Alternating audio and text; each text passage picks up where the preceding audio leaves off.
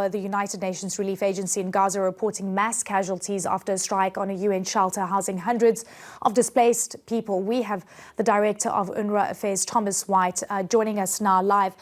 Thomas, thank you so much for joining us. I've been following your tweets and you've been sharing very important information, giving us insight into what people have been experiencing at the shelter. Take us through what happened today. So once again, a tragic afternoon here in Gaza. For the last sort of 48 hours, there's been fighting in and around a training college that we run as UNRWA in the western outskirts of Khan Yunis. Already in the last 2 days, there have been 8 people killed in and around this facility because of crossfire. This afternoon, the facility took a direct hit. It was actually on the carpentry building. Now, this is a building that's been housing 800 people who've been seeking shelter under a UN flag. We've got a team going up there right now that, in fact, just entered the facility. At this stage, we know that there are 9 fatalities and over 75 people have been injured in this tank strike on this building in an UNRWA training centre in Khan Yunis. Thomas, you mentioned that this was a direct hit. Was there any warning? Did you get any warning? So there has been fighting in and around this area for 2 days. We are in constant contact with the Israeli army, who've been giving us assurances that people in protected facilities, such as a shelter under a UN flag or, in fact, a hospital, are safe. The reality is that lives have been taken in and around these facilities in the last couple of days. We have been seeking access to these facilities. That has been denied. We've not been able to get safe passage to these facilities. We did not get warning, and we do not get warning when these strikes happen in or around these protected facilities. In terms of what we've been seeing generally playing out in Khan Yunis, with the Al Nasser Al Amal hospital as well, the intensity of the fighting, we've been hearing reports very difficult to evacuate. Can you give me an understanding of the logistical dangers that exist to try and find safer places? Because the IDF said that they are embarking on strikes on military facilities or places they believe that house Hamas strongholds. The reality is that these strikes are hitting protected installations, protected facilities. They're hitting facilities that are housing, sheltering civilians, or where you have medical personnel tending to people who are wounded and injured and sick.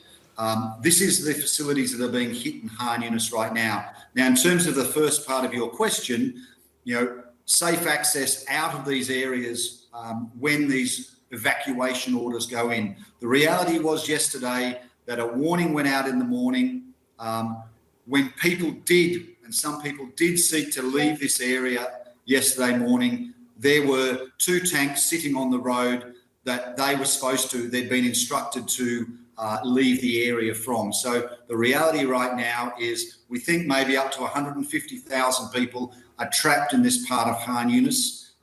They have not had safe passage out of this area to escape this fighting. And today, this afternoon, the tragic event at Khan Yunis Training Centre has claimed more lives.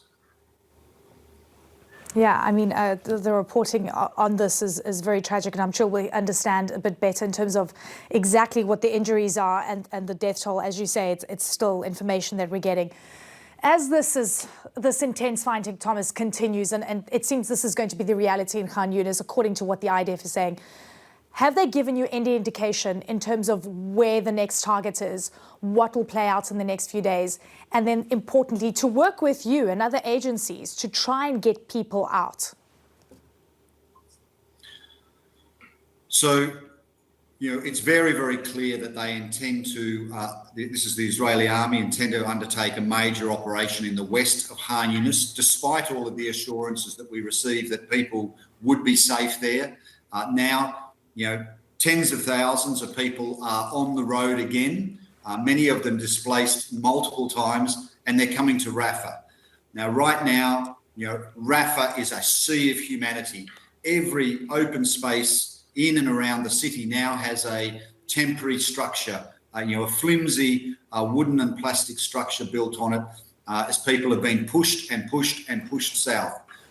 So the real concern now, and the question on everybody's mind is, they're going to continue the fight in Khan Yunis. Are they going to come to Rafah? Rafah right now is hosting at least 1.4 million people. It was a city that used to be 280,000 people. The city is literally bursting at its seams. There is no more open ground for people to set up any sort of temporary structure on. Yet, because of this fighting in Khan Yunis right now, we are seeing tens of thousands of people on the coast road heading towards Rafah. And clearly thinking ahead in terms of where the next strikes will be. The 75 people that are injured, Thomas, do they have any, real means of getting medical attention? Do we know anything about that and where they're headed, and were you able to take these people? An UNRWA team and a WHO team actually deployed directly from Rafah with ambulances. They'll be able to do immediate triage, but we will then need to get a large number of people to hospitals for ongoing medical care. Now, the big question mark is, one of the major two hospitals left operational in southern Gaza, is in Khan Yunis, and so whether the Nasser hospital complex can take these people, particularly for trauma surgery. Otherwise, it's a long journey and a difficult journey to the European hospital, which is further south. But it just shows you how precarious the health situation here is in Gaza, that the current operation in Khan Yunis looks like it will ultimately close down the largest operating hospital in southern Gaza, and that's the Nasser Medical Complex in Khan Yunis, which is sitting in the area that's been forced to evacuate. Thomas White, thank you so much for your insights and for taking the time to update us on the story that's playing out in Khan Yunis. We appreciate your time and thank you for your insights.